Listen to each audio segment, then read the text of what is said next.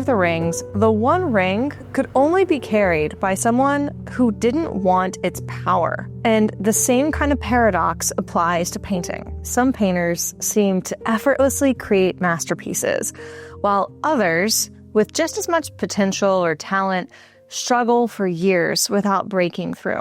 I used to think this was just about technique or natural talent or probably just plain luck, but after winning an OPA gold medal and working with hundreds of artists, I've discovered what I think is the real secret. And it really surprised me because it's completely counterintuitive. So here's the paradox. The artists who become most successful are honestly those who stop chasing success and start falling in love with something else entirely. And in this video, I'm going to share exactly what that something else is and how shifting your focus can transform not just your art, but your entire relationship with painting. And because this mindset shift is so crucial, I've created a free guide that explores the other essential mindset shifts that you need to build a successful studio practice, one that genuinely fulfills you, even when no one else is watching. I'll link it in the description. I am really excited about this one because my specialty is the intersection of painting and psychology, because these are my two professional backgrounds. So I see this constantly with students who come to me excited about their goals.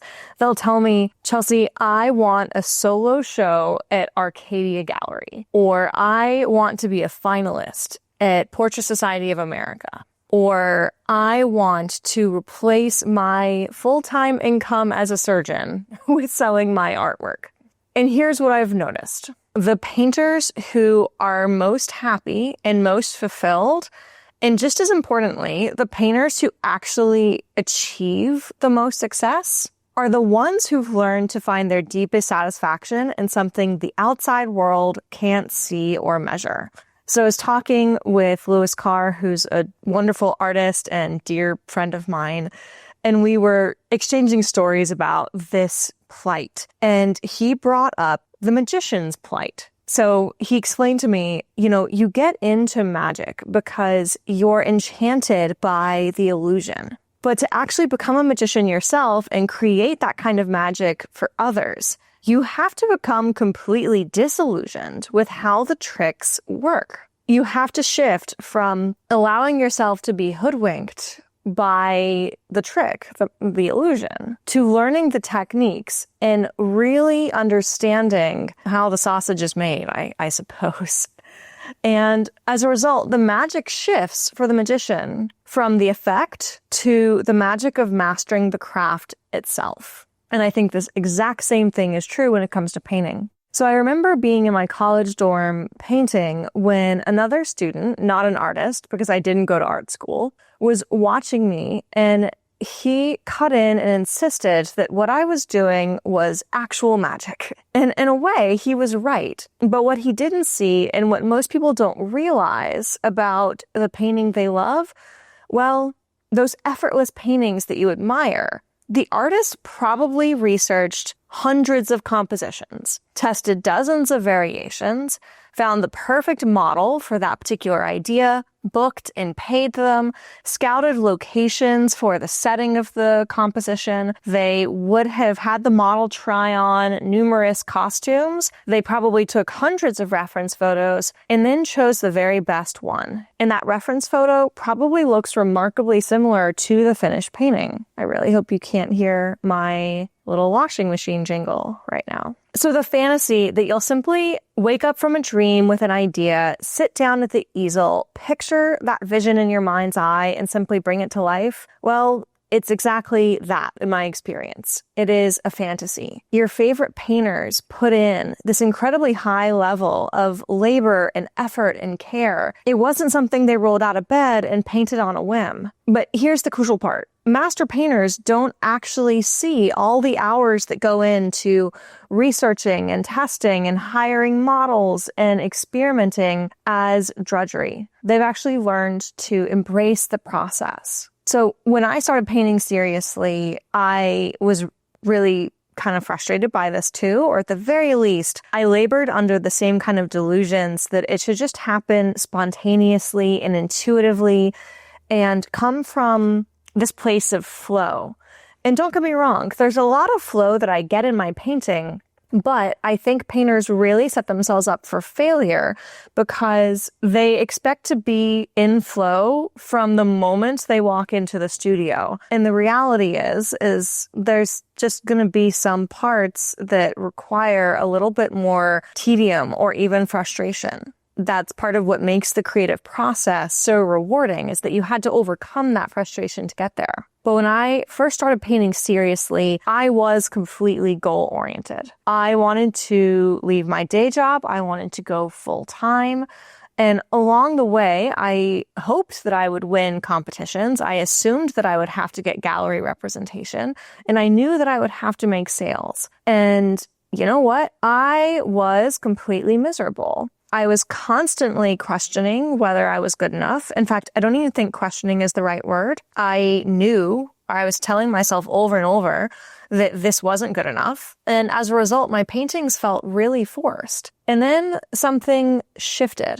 I realized that I had really been forcing the process. And as soon as I actually embraced painting in a way that was a little bit more aligned with my goal, my North Star vision, I started getting fascinated by the tiny details that other people probably wouldn't even notice. So how to replicate an especially juicy brushstroke, how to make light feel warm rather than just bright, how to suggest a smile without painting every detail of the lips. I began to anticipate my painting sessions not because of what they might lead to, but because I genuinely loved the puzzle solving, the problem solving, the pure craft of it. I started setting up my easel and asking, what can I discover today? And you might see this in action anytime you get to see me painting from life, whether that's on one of Lewis Carr's East Oak Studio live streams where we're painting from life, or if you get to see me paint from life at a place like Portrait Society. I will often comment aloud when I make a mistake, and there's a certain kind of glee in it, because only in making that mistake can I really learn what works and what doesn't. And when I started to have that mindset shift, that's when everything really clicked into place and changed. And yes, I did win that OPA gold medal. And one thing I want to say really quickly, was winning that OPA gold medal helpful? Yeah, you bet. You might not be watching this video without knowing that I had accomplished that. And was it exciting and a huge honor? I hope that goes without saying. I can't even find words for it. And yes, in the future, I do want to final in Portrait Society's international competition. But what I've learned is that the journey of mastery is way more rewarding than that kind of external recognition. And I really trust that if I love the process, the work is going to get to a level where that kind of recognition will naturally follow. So here is what I would suggest to you in your painting practice. The first piece is to embrace the hidden work.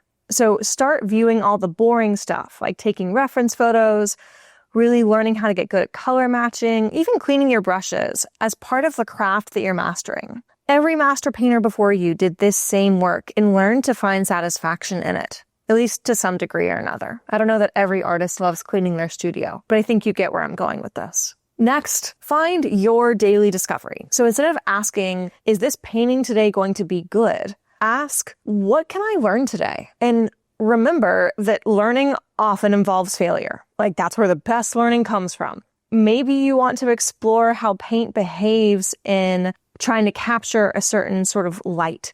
Maybe you want to evoke a texture or an entire face with fewer brush strokes. Next, celebrate small moments of mastery. This is huge. I've been talking with a number of my students about this all week, actually. And that is really being able to pinpoint one breakthrough at a time and focus on those baby steps rather than focusing on the finish line. So, did you nail a color mixture today that you wouldn't have been able to before? Were you able to solve a challenging shadow shape? Were you able to capture the anatomy of the nose or the eye better than you could have on previous paintings? Even for one of my students this week, the breakthrough was that he went from spending weeks on a painting to consistently being able to complete a painting in one day. That is a huge step forward. And these micro victories are where the real satisfaction lies, and they happen regardless of whether everyone else is seeing your work.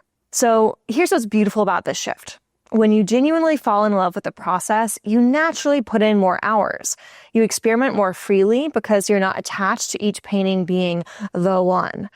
You push through difficult periods because the work itself sustains you. And this reminds me of that famous classroom experiment. I heard this parable told as a group of photography students or a group of pottery students. You might hear me use both examples on this channel, but I love using this example because it really illustrates this principle so clearly. So let's just say photography. So one group of photography students was told by their instructor that they would be graded on the single best photo they could produce that semester, while the other group was graded on the sheer volume of photos that they made and turned in. And ironically, it was the quantity group that produced the highest quality work. Why? Because in making dozens of imperfect attempts, or maybe even hundreds, they actually discovered what worked and what didn't through practice. And painting is the same. The external results people are chasing, the showings, the sales, the recognition, they come almost as a byproduct. The painters you see in galleries, they're the ones who have spent years in their studios completely absorbed in solving visual problems, retouching paintings, often forgetting they ever had those external goals at all, at least when they're in the studio. So if you want to bridge this mindset shift, but you're not sure where to start, that's exactly what I cover in the free guide that I mentioned at the beginning. Because loving the process isn't just about mindset. It requires specific practices and a studio setup that supports genuine exploration rather than just goal chasing. The guide walks you through all of the essential mindset shifts to be a successful alla prima oil painter, plus how to structure your practice so that your sessions overall feel genuinely fulfilling, regardless of the outcome on an individual painting. So remember, the goal isn't to stop having ambitions. It's to find a sustainable source of satisfaction that doesn't depend on external validation. When you learn to love the daily practice of painting, getting out your paints, mixing colors, looking, problem solving, running into anatomy issues and learning something in order to overcome it, the pure craft of it. That's when you set yourself up for not just external success, but for a lifetime of fulfillment at the easel. Because at the end of the day, you'll spend thousands of hours painting, but only moments receiving recognition or validation. So make sure you love those thousands of hours.